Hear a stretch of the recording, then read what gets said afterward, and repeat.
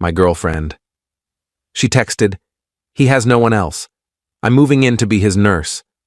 I didn't reply. 3 years of silence, then a knock. Her, with a toddler. "He passed. We're a family now," she declared. I smiled slightly. "Enter." I gestured toward the stairs, and the silence after that said everything. I'm 34 now, but I was 31 when everything happened. I'd been with my girlfriend for about 4 years at that point. We met through mutual friends, moved in together after a year, talked about marriage eventually. Nothing rushed, just comfortable. She worked as a physical therapist. I was in software development.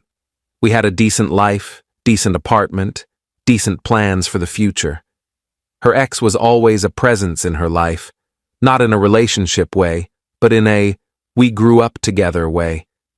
They dated in high school, broke up when they went to different colleges, stayed friends. He'd call sometimes. They'd grab coffee maybe once every few months. I never worried about it because she was always transparent. Going to meet him for coffee, he's going through a breakup, or he got a new job, meeting him for lunch to celebrate. I appreciated the honesty. Then he got sick. Some rare autoimmune thing that progressively got worse. She started visiting him more often, bringing him meals, helping him get to doctor appointments when he needed it. His family wasn't really in the picture. Parents had passed away years ago, no siblings, his friends had drifted away. She felt responsible for him in this way. I couldn't quite understand but tried to respect. "He has nobody else," she'd say. "I can't just abandon him when he's at his worst." "I'm not asking you to abandon him. I'm just saying maybe there are limits to what you should be doing." "What limits?" "He's sick. He needs help. There are professionals for this, nurses, home health aides. He can't afford that. His insurance barely covers his treatments." I dropped it because what was I supposed to say? Don't help your dying friend? I'm not that person. But it escalated. She went from visiting a few times a week to being there almost every evening. She'd come home at 10, 11 at night, exhausted. We stopped having dinners together, stopped watching shows, stopped having much of a relationship at all. 3 years ago, I got the text. I was at work, middle of a meeting, pulled out my phone during a break, and there it was. "He has no one else. I'm moving in to be his nurse. I know this isn't what we planned, but I can't leave him alone in this condition. I'm sorry. I'll come get my things this weekend." I read it 5 times, sat in the conference room staring at my phone while people filed back in for the second half of the meeting. I didn't reply. What was there to say? She'd made her choice. She'd chosen him. That weekend, she came with her mom to get her stuff. I stayed in the bedroom, let them pack everything up, load it into a truck. When I heard the front door close, I came out. The apartment looked empty. All her plants, her books, her decorations, gone. Half the furniture gone. Just me and my stuff left. She texted me a few days later. "I'm sorry it ended this way. I hope you understand. I couldn't live with myself if I didn't do this." I didn't respond. She texted again a week later. "Can we at least talk? I don't want things to end with us not speaking." I blocked her number. Update 1. The first few months were rough. I'd come home to that half-empty apartment and just feel this weight. Not even heartbreak, really, just emptiness. She'd chosen someone else. Not romantically, technically, but in every way that mattered. She'd chosen to leave our life, our relationship, our future, to take care of him. I threw myself into work, took on extra projects, worked late, worked weekends, anything to not be in that apartment thinking about what I'd lost. Friends tried to be supportive. "She made her choice, man. You deserve better. You'll find someone who prioritizes you." All the standard breakup platitudes. They meant well, but none of it helped. About 6 months after she left, I ran into one of her coworkers at a coffee shop. She recognized me, came over to say hi. "How are you doing?" she asked. "I'm managing." I heard what happened. That must have been really hard. It was what it was. She hesitated, then said, I probably shouldn't tell you this, but she's really struggling. He's gotten worse, and it's taking a toll on her. She's basically a full-time caregiver now, barely working, barely sleeping. That was her choice. I know. I just thought you'd want to know. I don't. She looked uncomfortable. Right. Sorry. I should go.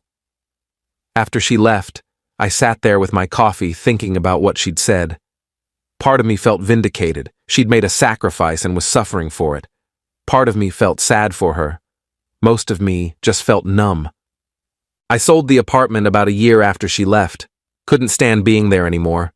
Bought a small house on the other side of town, something completely different. New place, new start. Went on some dates, but nothing serious. Honestly, wasn't interested in anything serious. Just focused on work, on building a life that was entirely mine. The house became my sanctuary. I decorated it exactly how I wanted. Set up a home office, got a dog, something I'd always wanted, but she was allergic to. A golden retriever. I named something simple, something that was just mine. The dog helped more than I expected. Having something that needed me, that was excited to see me every day, that didn't judge or leave. Update 2. 3 years passed. I'd think about her sometimes, but not often. I'd moved on in the way you move on from something that ended badly. Not with closure, just with distance and time. I'd dated a few people casually. Nothing that stuck. I was okay with that. I had my house, my job, my routines. I went to the gym, had a few hobbies, saw friends on weekends. It wasn't an exciting life, but it was stable, predictable. Mine. Then, 3 weeks ago, there was a knock on my door. It was early evening, around 6. I wasn't expecting anyone. My dog started barking before I even got to the door. I opened it.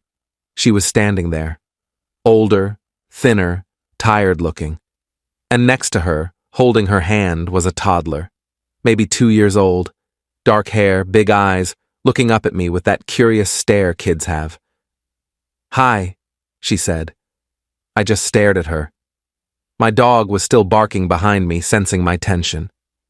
"Can we come in? I need to talk to you." "I don't think that's a good idea. Please.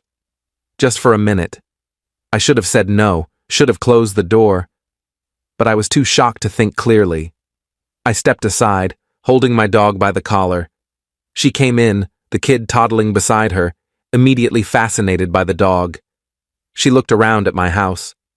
"Nice place." "Thanks. You got a dog?" "Yeah." "Look, I know this is out of nowhere, but he passed. 2 months ago. And I've been trying to figure out what to do, and I realized we're a family now. You and me and her." She gestured to the kid. My brain was trying to catch up. "What?" "This is his daughter. He had her with someone he was seeing before he got really sick. The mother wasn't in the picture, never wanted to be, so I've been raising her since he got custody when she was a few months old." "You've been raising his kid?" "Yes." "For how long?" "Almost 2 years." "And you're telling me this now because he's gone. And I can't do this alone. I thought maybe, since we were together once, since we had something real, we could try again. As a family." I couldn't form words, just stood there processing what she was saying. She'd left me 3 years ago to take care of her ex, had apparently raised his kid for 2 years, and now that he was dead, she was showing up at my door expecting, what? That I'd just take her back? Take them both in? "He passed. We're a family now," she said again, like it was the most natural thing in the world. I smiled slightly, not because I was happy, because the absurdity of it was almost funny. "Enter," I said, gesturing toward the stairs. "Let me show you something." She looked confused but followed me upstairs. The toddler stayed downstairs, playing with my dog, completely oblivious to the tension. I took her to the master bedroom, opened the door. Inside, my girlfriend, my actual current girlfriend, was reading in bed. She looked up, saw us, and her expression went from confused to understanding in about 2 seconds. This is my girlfriend, I said calmly. We've been together for about a year. She lives here. My ex went pale. You're seeing someone? Yes. Was I supposed to wait for you? I thought maybe you'd still what? Still be available after you left me 3 years ago? After you cut off all contact? After you chose someone else over our entire relationship? I didn't choose him like that. You literally chose him. You moved out of our apartment to take care of him. You ended our relationship for him. What else would you call that? My current girlfriend got out of bed, came over to me, took my hand. Do you want me to give you two some privacy? No, this won't take long. My ex looked between us. I can't believe this. After everything we had ended when you sent me that text. You made your choice. I made mine. I moved on. But I came back 3 years later with a kid that isn't mine, expecting me to just slot back into your life like nothing happened. I shook my head. That's not how this works. Where am I supposed to go? I don't know. Figure it out. The same way I had to figure it out when you left. You're really going to turn me away? With a child? I'm not turning you away. I'm not letting you in. There's a difference. She started crying. I gave up everything for him. I sacrificed my career, my life, my relationship with you. And now he's gone, and I have nothing. That was your choice. You chose to sacrifice all of that. I didn't ask you to. I actually asked you not to. I had to. No, you didn't. You wanted to. And that's fine. That was your decision to make. But you don't get to show up years later expecting me to fix the consequences of that decision. My girlfriend squeezed my hand. I could feel her supporting me, literally and figuratively. I think you should go, I said quietly. Please. I'm not doing this. Get your kid and leave. She stood there for another moment, tears streaming down her face. Then she left the room. I heard her go downstairs, heard her gathering the toddler, heard my dog whining, confused by the tension, heard the front door open and close. I stood there with my girlfriend, listening to the silence. Update 3. After she left, I sat on the couch for a long time just processing what had happened. My girlfriend sat next to me, my dog's head in her lap, didn't push me to talk, just stayed close. You okay? She finally asked. I don't know. That was surreal. Do you want to tell me what that was about? I explained the whole story. My ex, her leaving, the 3 years of silence, her showing up expecting us to just... What? Play family? That's insane, my girlfriend said. She really thought you'd just take her back after all that? Apparently. With someone else's kid. Yeah. That's incredibly presumptuous. It is. We sat in silence for a moment. Then she said, Are you having second thoughts? About what? About sending her away. She seemed desperate. She made her choices. I'm not responsible for fixing her life. I know. I just want to make sure you're okay with how you handled it. I am. I don't owe her anything. Okay, as long as you're sure. I'm sure. But over the next few days, I kept thinking about it. About the kid, mostly. The toddler who had nothing to do with any of this. Who'd just lost her father. Who was being dragged around by someone trying to find stability. I didn't feel bad for my ex. She'd made her bed. But the kid, that bothered me more than I wanted to admit. Update 4. A week after she showed up, she texted me. I'd never unblocked her number because I never thought she'd contact me again. But there was the message, popping up on my screen. I'm sorry for showing up like that. I was desperate and not thinking clearly. I shouldn't have assumed anything. I stared at the message for a while, debated whether to respond. My girlfriend saw me looking at my phone, asked if I was okay. She texted, apologizing. Are you going to respond? I don't know. Part of me wants to just block her again. What does the other part want? Closure, maybe. Or just to make sure she understood why I said no. Then respond. Get your closure. Finally, I typed, "It's fine. Water under the bridge. Can I ask you something?" "What? Do you hate me?" "No. I don't feel anything about you. That's the truth. That's somehow worse than hating me. Maybe, but it's honest. I really did love you. When we were together. I know. But love isn't always enough. I made a mistake leaving you. You made the choice you thought was right at the time. And you think it was the wrong choice? I think it was your choice to make, and I don't get a say in whether it was right or wrong. Only you do." She didn't respond for a while. Then, "For what it's worth, I'm sorry. For everything." "I appreciate that. Are you happy with her?" "Yeah, I am." "Good. That's good. You deserve to be happy." "So do you. I hope you find that." Thanks. That was the last message. She didn't text again. I didn't reach out. I showed the conversation to my girlfriend that night, wanted to be transparent about everything. "You handled that well," she said. "Did I?" "Yeah. You were honest but not cruel. That's hard to do with an ex." "I didn't want to be cruel. I just wanted to be clear. You were. And for what it's worth, I'm proud of how you handled all of this." "Thanks. That means a lot." Update 5. About a month after that exchange, I ran into her at a grocery store. We literally almost walked into each other, turning down the same aisle. The toddler was sitting in the cart, munching on some snack. "Hi," she said. "Hi.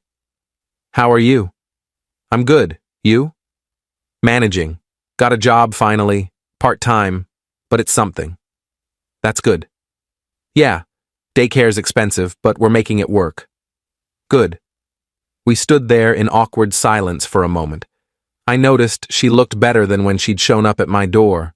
Less exhausted, more put together, like she was starting to get her footing. "I wasn't lying, you know," she said, "when I said I loved you. I did. I do, in a way. You were important to me." "I know. I just chose wrong. I thought I was doing the right thing, being loyal, being there for someone who needed me. But I didn't realize what I was giving up until it was too late. These things happen. Do you ever think about what could have been? If I'd made different choices? Sometimes, but not in a longing way. More in a, that was a different timeline way. Yeah, I get that." The toddler started fussing. She turned her attention to the kid, handed her another snack. The little girl smiled up at her, completely trusting, completely dependent. "She's lucky to have you," I found myself saying. "You stepped up when nobody else would." "I had to. She had nobody." "You didn't have to. You chose to. Just like you chose to take care of him. You're a caretaker. That's who you are. And you're not." "No, I'm not. That's why it would never have worked. You needed someone who understood that part of you, who could support it. I couldn't. I needed someone who'd choose me first. And you found that."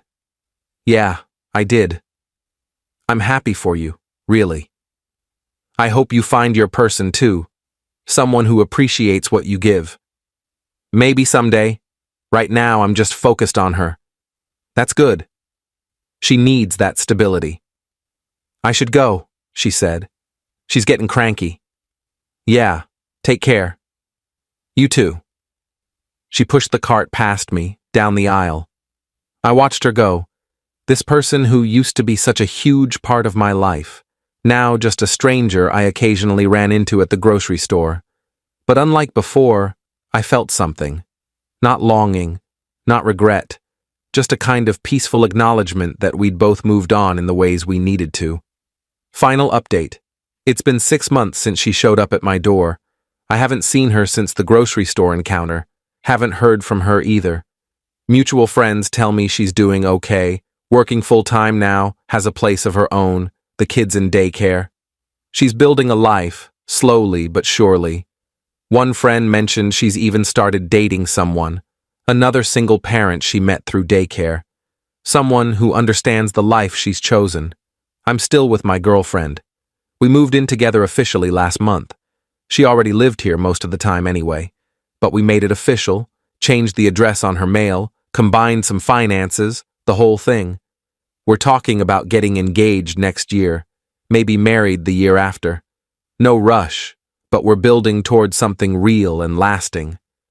Sometimes I think about my ex and wonder if she regrets her choices, but mostly I don't think about her at all.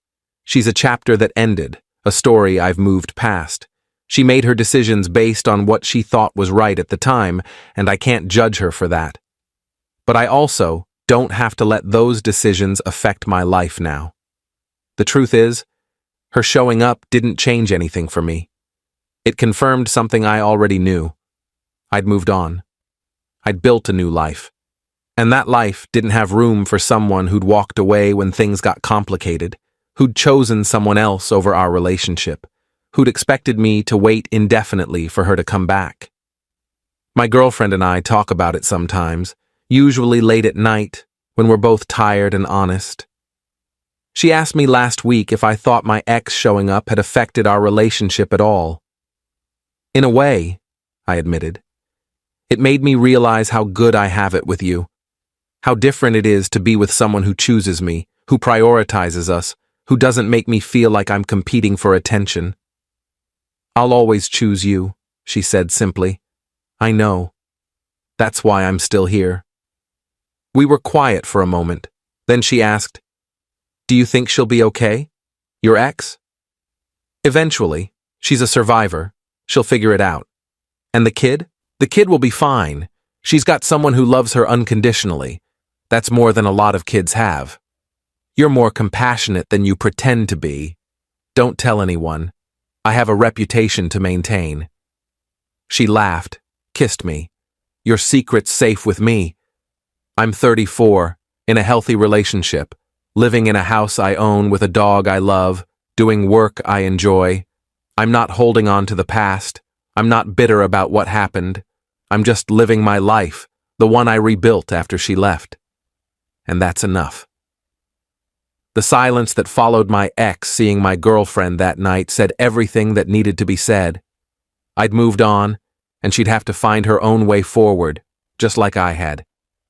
Sometimes the kindest thing you can do for someone is let them go completely. Not out of cruelty, but out of understanding that some chapters are meant to close, some doors are meant to stay shut, and some people are meant to find their happiness separately, not together. I learned that you can love someone and still not be the right person for them. I learned that sacrifice isn't always noble. Sometimes it's just choosing one thing over another and living with those consequences.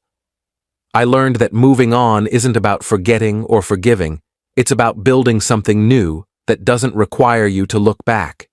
And most importantly, I learned that when someone knocks on your door after years of silence, you're allowed to show them the life you built without them, and you're allowed to close that door again. Not with anger, not with satisfaction, just with the quiet understanding that some things can't be undone, some choices can't be unmade, and that's okay. That's just life moving forward, the way it's supposed to.